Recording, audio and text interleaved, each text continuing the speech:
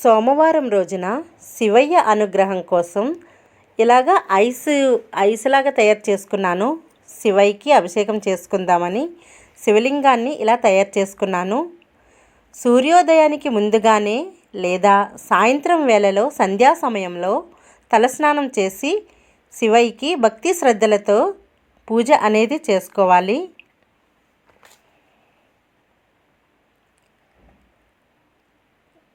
శివయ్యకి ఎంతో ఇష్టమైన బిల్వ ఆకులతో పూజ అనేది చేసుకోవాలి. శివునికి రుద్రాభిషేకం చేస్తూ మృత్యుంజయ మంత్రాన్ని 108 సార్లు జపిస్తే అపమృత్యం దోషం పోతుంది. శివయ్యకి పాలాభిషేకం చేసుకోవాలి. పాలాభిషేకం చేసుకోవడం వల్ల మనకి అనారోగ్య సమస్యలు తొలగిపోతాయి. పళ్ళ రసాలతో కూడా మనం అభిషేకం చేసుకోవచ్చు. అలాగా పళ్ళ రసాలతో అభిషేకం చేసుకోవడం వల్ల దారిద్ర్యం అంతా పోతుంది. శివయ్యకి ఎంతో ఇష్టమైన బిల్వపత్రాలను శంకు పుష్పాలను సమర్పిస్తూ ఓం నమః శివాయ మంత్రాన్ని జపిస్తూ పూజ చేస్తే కోరికలు నెరవేరుతాయి.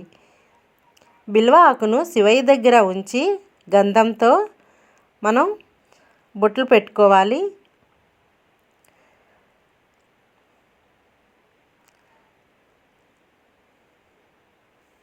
ఇలాగా చక్కగా మనం బొట్లు పెట్టుకున్న తర్వాత కుంకుమ బొట్టు మధ్యలో పెట్టుకోవాలి.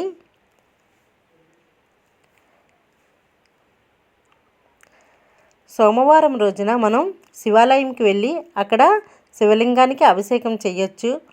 మన గోత్రనామాలు అనేవి చెప్పుకుంటూ అభిషేకం అనేది చేయించుకోవాలి. ప్రతి ఒక్కరు కూడా మనం ఏదైనా కోరిక మనస్ఫూర్తిగా మనం మంచి కోరిక అనేది కోరుకుంటే శివయ్య తప్పకుండా నెరవేరుస్తారు. శివయ్యకి ఇలాగ బిల్వాకులను ఇస్తూ ఓం నమః శివాయ హర హర మహాదేవ శంభో శంకర్ అంటూ మనం పూజ చేసుకోవాలి.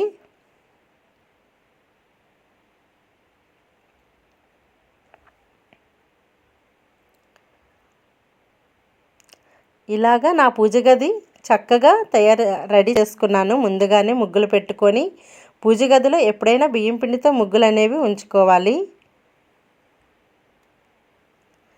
అలానే శివయ్యకి అభిషేకం అంతా అయిపోయిన తర్వాత హారతిని ఇచ్చుకోవాలి. హారతిని ఇచ్చుకుంటూ మనసులో కోరిక అనేది మనం శివయ్యకి చెప్పుకోవాలి.